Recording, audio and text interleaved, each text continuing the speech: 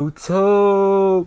What's good with y'all, man? We about to react to some Jimmy Hyrule or some basketball talk. He's talking about there's some massive changes coming to the NBA. We gonna see what he talking about. New rules, new tournaments and shit. We gonna see. We gonna see. But if you want to link to the Twitch, watch live with us. Link in the description. Link to the socials in the description too. We gonna get right into it. But catch this intro, my nigga. You're not the man I'm the man.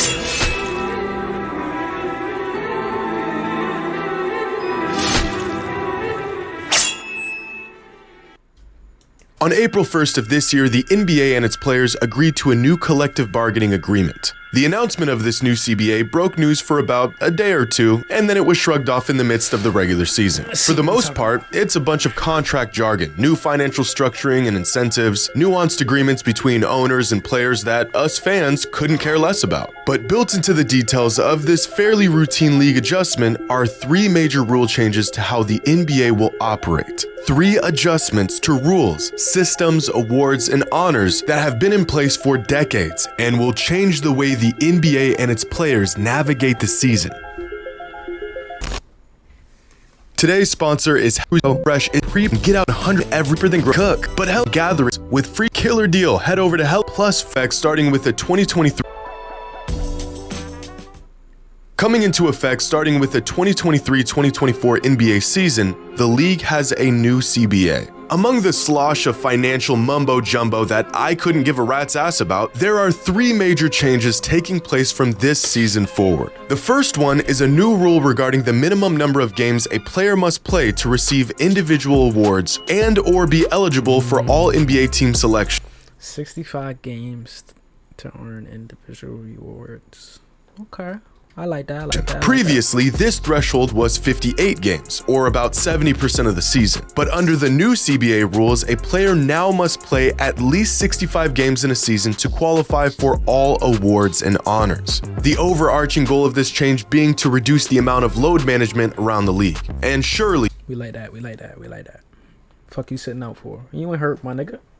This change will do just that. Over the last 3 seasons, of the 45 players who were selected to an all-NBA team, 15 of them wouldn't have even qualified under the new rules. In fact, LeBron James would have missed the cut. Damn, that's tough. What's good, Carter? In all of the last 3 seasons. And 15 superstars not playing enough games over the course of 3 seasons may not sound like much, until you realize that in the previous 19 seasons combined, only 15 players made all NBA teams without playing at least 70% of the season. A requirement that pushes for about 10% more games played throughout a season for every superstar around the league may have a larger impact on the game than you would think. Which leads Ben Rohrbach of Yahoo Sports to beg the question, is it worth squeezing a handful more games from these stars to risk rewarding less prestigious candidates?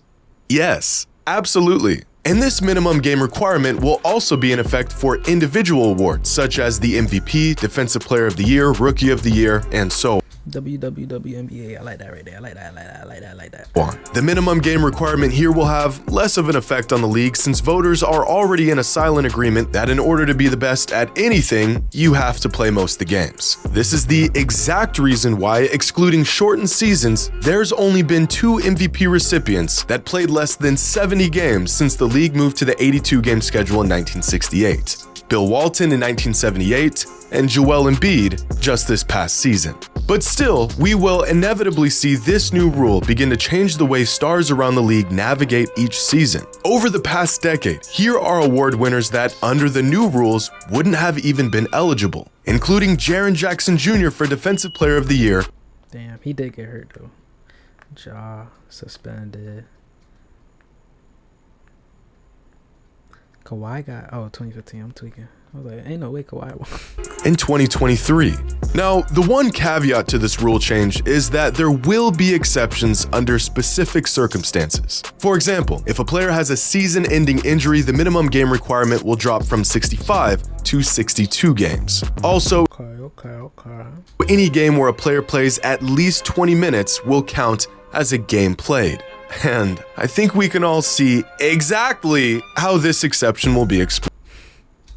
And to demonstrate this, I want to point y'all to AC Green. Throughout the 80s and 90s, Green was a solid contributor in the NBA, but his legacy is remembered for his untouchable record for consecutive games played in an NBA career. From 1986 to 2001, AC Green did not miss a single basketball. 2001 consecutive games played in an NBA career. From 1986 to 86 to 2001. 15 years. 2001, AC Green did not miss a single basketball game. Damn. Not one. 1,192 consecutive games over the course of 16 years. A record that I'd be willing to bet anything will never be broken for the rest of time. But what people fail to mention is that in order to set this record, AC Green had numerous games where he would simply check into the game for a few possessions and then check back out. The man was well aware of his streak, and he would do anything in his power to keep it going until the day he retired. It's not a matter of if stars around the league will check into a game and then inexplicably check back out after 21 minutes. It's a matter of how many stars will do this and how often. But this rule change is certainly a step in the right direction. Now, the next rule change that was included in the new CBA is one that fans have been asking for years. The NBA has become a positionless league. Is Steph Curry a point guard, or is he really a shooting guard? Probably a little bit of both. Is Jimmy Butler a power forward? Hey. Of course not. And yet he's listed as one. If you look up the words shooting guard in the dictionary, you'll find a picture of Klay Thompson. And yet he's listed as a small forward. Positions don't matter, and the NBA is True. They be having LeBron playing point guard. finally taking notice of this starting next season and the way that they vote for all NBA teams. Because from this upcoming season forward, all NBA teams will no longer be restricted to 2 guards, 2 forwards, and a center. Instead, all NBA teams will be positionless. The 5 players who receive the most first-place votes will simply be first-team All-NBA. Players who earn the 6th through 10th most votes will be second-team All-NBA, and 11th through 15th will be named third-team All-NBA. This change in the structure of how All-NBA teams are chosen will fundamentally change the contractual leverage of players around the league. Hey, Jimmy, why we using all these big words? Contractual. Like, these niggas know what that means. They don't know what that means. Come on now. And the legacy they leave behind. This past season, Nikola Jokic, the best player in the world, didn't even make first team All-NBA. Only one center is allowed to make first team, and that spot went to Joel Embiid. Rudy Gobert has 4 All-NBA selections in his career. You want to know how many All-NBA teams Vince Carter made in his 22-year career? 2. I know, right? Interesting. Guess how many All-NBA teams Ray Allen has made in his career? 2. What about Dennis Rodman? You guessed it. 2. In fact, Rudy Gobert has more career All-NBA selections than Vince Carter, Ray Allen, Dennis Rodman, DeMarcus Cousins, Manu Ginobili, Draymond Green, Kevin Love, Alonzo Mourning, Klay Thompson, Bill Walton, James Worthy, Devin Booker, Chris Bosh, Kevin McHale, Earl Monroe, Derrick Rose, and Peja Stojakovic. Interesting. Appalling. The old All-NBA voting system was broken, and it had been for years. But the most egregious case of this failed voting system came back in 2016 when DeAndre Jordan, who was never at any point in his career even considered a top 30 player in the league, made first team All-NBA. That's right. Because of this voting system, DeAndre Jordan was Lob City was broken. virtually named a top 5 player in the NBA. That same season, Kevin Durant, at his apex, did not make first-team All-NBA. Change was in need, and to demonstrate just how much these alterations will affect the NBA, here are the All-NBA teams from 2023. Now, considering the new minimum game requirement and the positionless voting, this is how the 2023 All-NBA teams would Ain't it? look under the new rules according to voting Shit was broken. results. Giannis, Steph, Butler, Lillard, and LeBron all missed too many games to make Nah, DeAndre Jordan over KD is crazy. the cut. Jokic makes first team with Embiid. Sabonis, Fox, and Randall all get promoted to second team, and 4 players in Markkanen, Holiday, Brunson, and Anthony Edwards all make their first All-NBA team. Now, the last major change that we'll see in this upcoming season is the new in-season tournament. No official structure of the tournament has been announced yet, but the basic framework is set, and it'll look something like this. The league will be divided into 6 pools of 5 teams. Pools will be comprised of teams from the same conference. And that's about the extent of this plan making any sense. Because out of the established pools of teams, there will be designated days during the first 6 weeks of the Tournament season will be based on in-season results of pool games. Season where teams will play within their pool. The winner of each 6 pools will advance to a single elimination stage along with 2 wildcard teams. The league has yet to announce how these wildcard teams will be determined, so maybe record. The semifinals and finals will be played at a neutral site, and the players on the winning tournament team will receive $500,000 I don't understand why they added this in-season tournament. each. I think whatever team wins, they get like $500K a player or some shit like that. But here's where it gets really weird.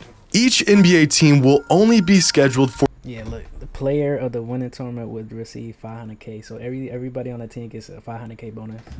80 games on the season. Teams that do not advance to the knockout round of the tournament will have 2 games added to their schedule, and the teams that make the final round of the tournament will play 83 total games. So let me get this straight. This new in-season tournament will affect the scheduling of the regular season. It will have qualifying rounds built throughout the season. It will lead to some teams playing more games in a season than others, but most importantly, I don't know if anyone's even gonna care. The teams that are already good Shit, they want that $500K.